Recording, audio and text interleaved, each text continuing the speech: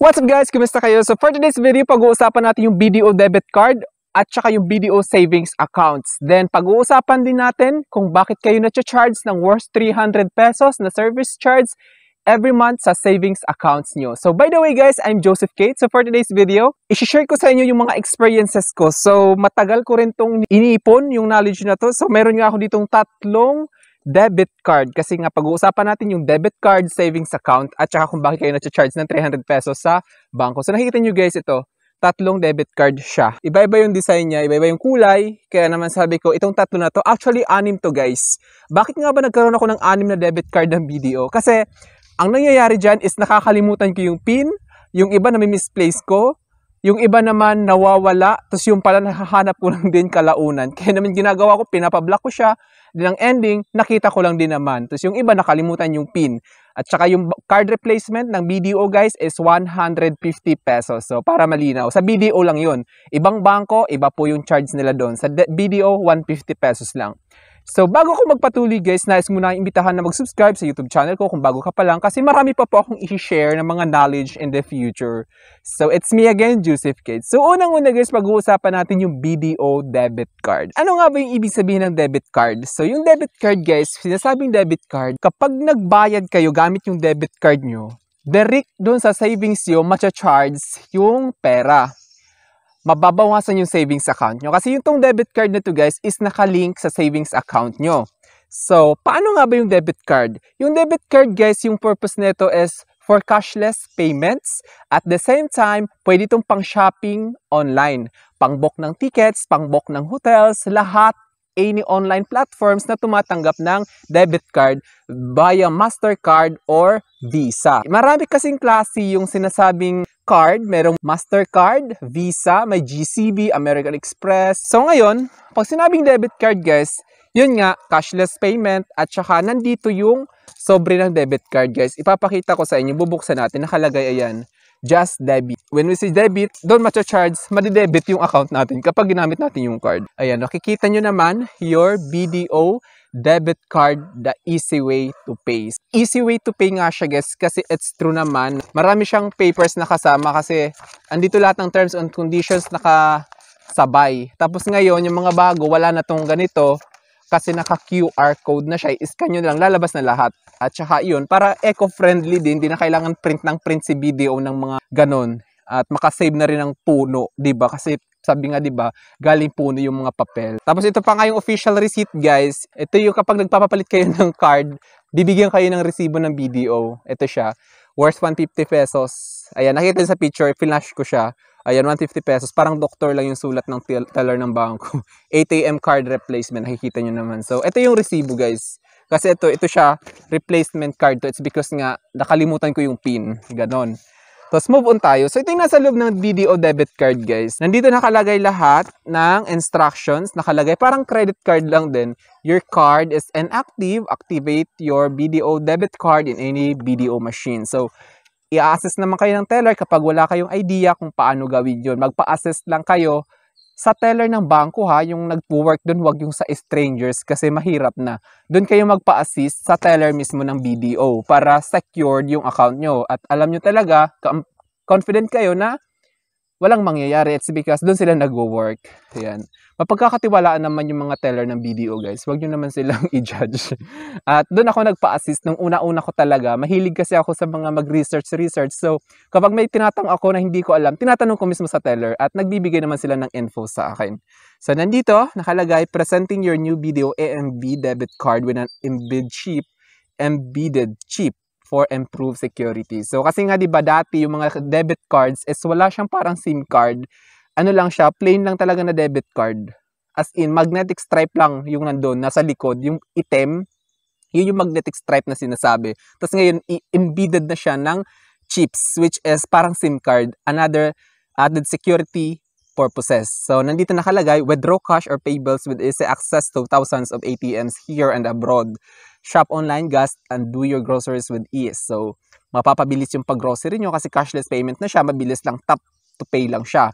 Kapag below 2,000 pesos, tap mo lang siya, paid ka na. Tapos kapag above 2,000 pesos, Ayan, hihingan kayo ng PIN. Ito nakalagay, for purchases below 2,000 pesos, no need to key in your PIN or sign. Just look for the contactless symbol. So, meron kasing parang, alam mo yun, signal. Itatap mo lang dun sa POS ng grocery store or department store or supermarket, bayad ka na pag below 2,000. Kapag 2,000 above, yun, kailangan ka ng PIN.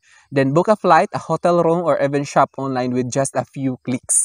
Fast and simple. So, your BDO debit card is accepted worldwide. So, kahit ibang bansa, kahit nasa ibang bansa ka, pwede mong gamitin yung BDO debit card mo.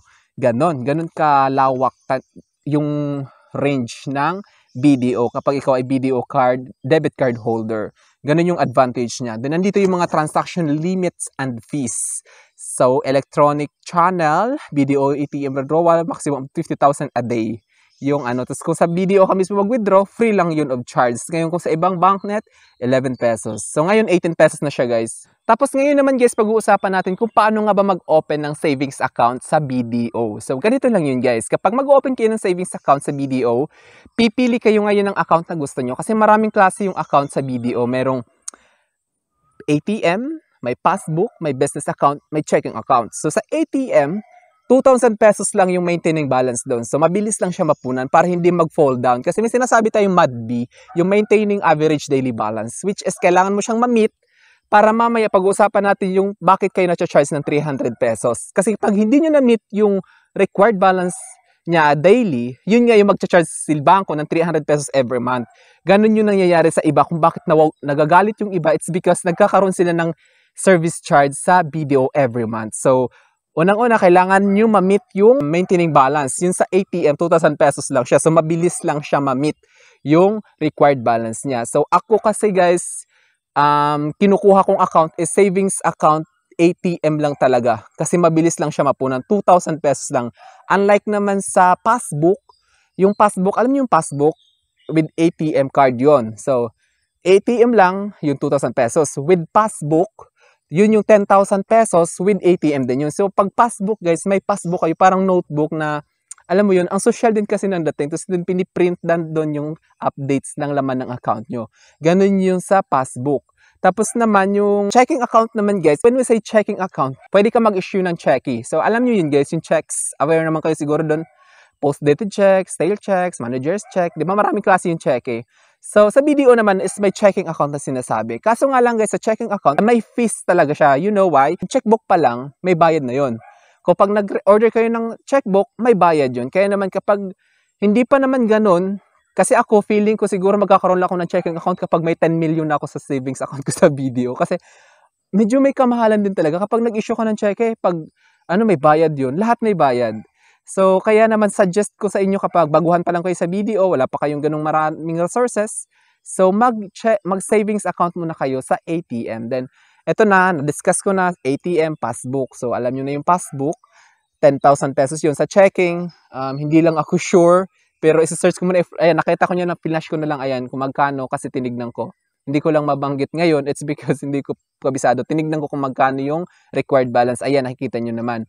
Tapos sa business account. So, may business account din sa BDO. 50,000 pesos yung maintaining balance sa business account ng BDO. So, medyo malaki. Kapag may business ka, so it's a good idea na mag-business account ka na lang. Kasi mas maganda kapag may business account ka sa kanila, tapos nami-maintain mo yung 50,000 pesos, tapos yung cash flow doon, so, mabilis ka ofera ni BDO ng mga loans, ganon. So, business loans, kasi may business account ka nga, diba? So, pag sinabing business account, ibang usapan na yun. Ibang level na yun, guys. Kaya naman ako, nasa savings lang muna. So, dun muna tayo mag-start. Pero matagal na ako sa BDO, guys. Nasa 7 years na rin. Saglit. 2018 ako unang nagka-account sa kanila. So, 2024 na ngayon. 6 years na ako sa BDO. So, at marami na rin nangyari kasi sa BDO may mga cashbacks din yan, guys, sa debit card. Pag-uusapan natin yan sa next vlog. Tapos nagkaroon din ako ng credit card sa BDO. Pinadalhan ako nila ng pagkukusa. So, hindi na ako nag-apply, pinadalhan lang ko ng credit card. Ganun kasi yan, guys, kapag may account ka sa kanila, tapos okay naman yung cash flow doon sa account mo, kahit savings account lang yan, papadalan ka nila ng credit card. So, kapag may credit card ka, guys, malaking advantage yun. So, kung gusto niyo mapanood, may vlog ako. Tignan niyo yung channel ko, BDO Credit Card Shop More. So, nandyan. Pinadalan ako ng BDO Shop More Mastercard. So, thank you, BDO. So, paano nga ba mag-open ng account sa BDO? Of course, punta kayo sa branch kung saan kayo mas malapit. So, take note lang guys, punta kayo sa branch kung saan mas convenient kayo pumunta. At saka, kung maraming pila, of course, you have to wait for your turn. Of course, kailangan nyo ng valid ID, guys. 2 valid ID at saka proof of income. So, kasi tatanungin kayo ng teller kung bakit kayo mag-open ng savings account. So, kailangan nyo lang sabihin na, okay, magsisave lang po kami. Din hahanapan kayo ng proof of income. Kailangan ng 2 valid IDs at saka yung initial deposit nyo, guys. So, yung initial deposit pala, guys, is sa ATM, 2,000 pesos. Sa checking, 5,000 pesos. Sa passbook with ATM card, 10,000. Sa business account is 50,000 pesos. Then ngayon, pag-uusapan naman natin ngayon kung bakit nga ba na-charge tayo ng 300 pesos every month. So, kapag na-charge tayo ng 300 pesos every month, guys, dapat muna nating alamin. Bakit nga ba na-charge tayo ng 300 pesos? It's because nag-fall down tayo sa required balance nila. So, halimbawa, yung 2,000 pesos na required balance sa ATM card, naging 1,000 plus na lang at hindi nag 2,000. Ma-charge kayo, guys, ng 300 pesos every month kapag 60 days na ipon na hindi umabot sa required balance yung balance ng account nyo. So, ganito. Halimbawa, nag-fall down siya sa required balance within 15 days. So, sasabihin mo 15 days. Okay, lagyan ko siya ng 5 days kasi para matrick natin yung system ng BDO. Hindi po ganun yun, guys. Program po yung BDO kapag halimbawa 15 days nag-fall down yung account nyo sa required balance niya. Tapos ngayon nilagyan nyo siya para ma-meet yung required balance. Tapos kinuha nyo lang din 5 days or 10 days after, continuous pa rin yung counting nun. Halimbawa, 15 days na siya. So, tinanggal nyo siya after 10 days. So, after 10 days, bibilag ulit siya 16 days, 17 days, hanggat sa makumpleto yung 60 days. Then, magcha-charge na siya ng 300 pesos. Ngayon, para maiwasan yun, halimbawa, 15 days siya na nag-fall down, then kailangan nyo siya lagyan ng required balance amount doon sa savings nyo, sa account nyo, para ma-reset yung system ng BDO, para ma-reset yung i-charge sa inyo na 300 pesos.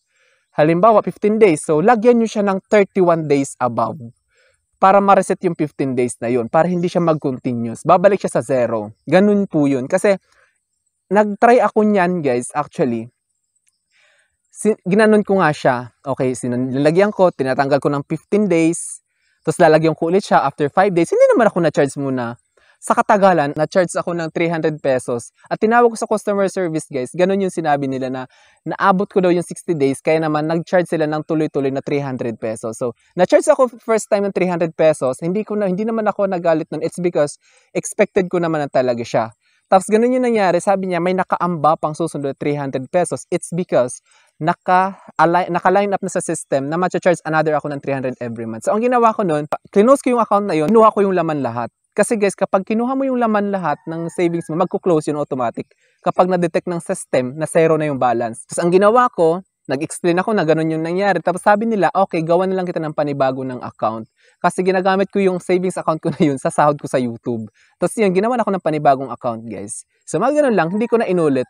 So, ganun yung nangyari. So, tandaan nyo yung sinabi ko, guys.